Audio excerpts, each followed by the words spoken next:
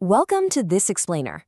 Today, we're embarking on a journey into the greatest natural disaster in European history, and honestly, quite possibly all of human history. We're looking at a period that brought, well, just unimaginable loss. But as we'll see, it also forced a truly profound transformation of human civilization. We're going to break down the whole shebang, the mysterious origins, the horrific spread, and the surprising long-term legacy of the Black Death. Okay, let's dive into this. 200 million. Think about that number for a second. Historians and scientists estimate that globally, across Asia, the Middle East, North Africa, and Europe, the death toll from this single pandemic reached somewhere between 75 and 200 million lives. It's a demographic collapse that literally had no parallel until modern times. Entire communities were just wiped off the map, mostly because this disease spread faster than the news of its arrival ever could. But this leads us to a fascinating paradox, and it's the core question framing our explainer today. How exactly did humanity's darkest hour actually spark its greatest rebirth? We usually tend to think of the plague strictly as a tale of death, right? But as we'll uncover through historical records and modern scientific insights, the total societal collapse it caused directly laid the economic and scientific foundations for the modern world we live in today. So let's jump straight into part 1, Origins of the Calamity. Our timeline starts in the steppes of Central Asia, right around the early 1330s. The bacterium Yersinia pestis jumped to humans thanks to shifting climate patterns and increased interaction with rodents, like marmots and rats along the Silk Road. But the truly pivotal and, frankly, gruesome moment happened in 1346 during the siege of the Genoese trading port of Kaffa. Get this, Mongol forces, who were themselves suffering from the plague, reportedly catapulted their own infected corpses over the city walls. It was this horrifying early instance of biological warfare. Fleeing Genoese merchants then unknowingly carried the disease westward on their ships, docking in Sicily by October 1347. And from there, it marched relentlessly into Scandinavia by 1350. Which brings us to part 2, an unprecedented devastation.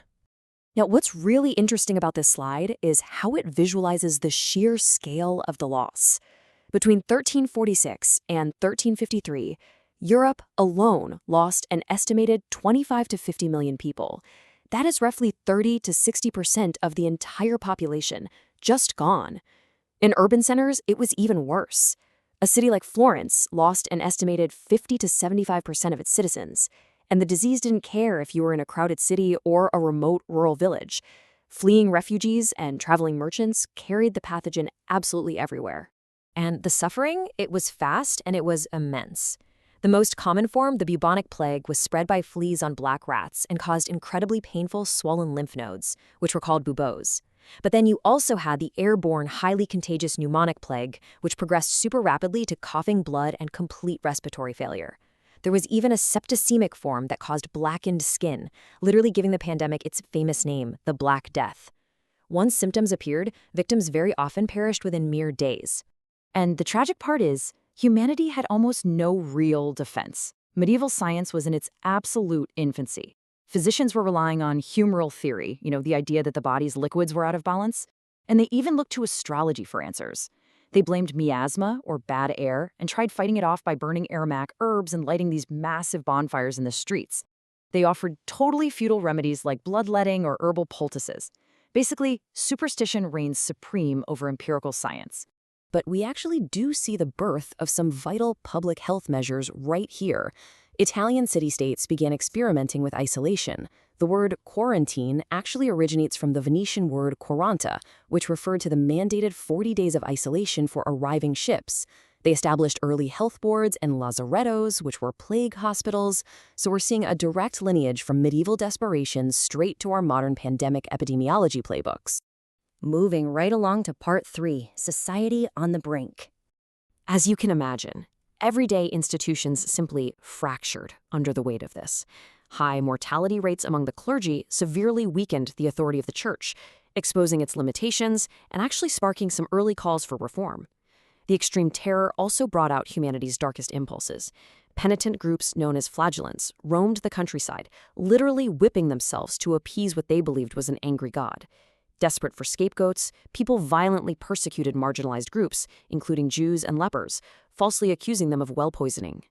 Culturally, this immense shared trauma birthed the danse macabre, or Dance of Death, these really striking artworks depicting skeletons leading kings and peasants alike to the grave. It was a stark reminder that mortality was the ultimate equalizer. Let's look at part 4, the economic upheaval. So, the crucial point is how this completely shifted the economic landscape.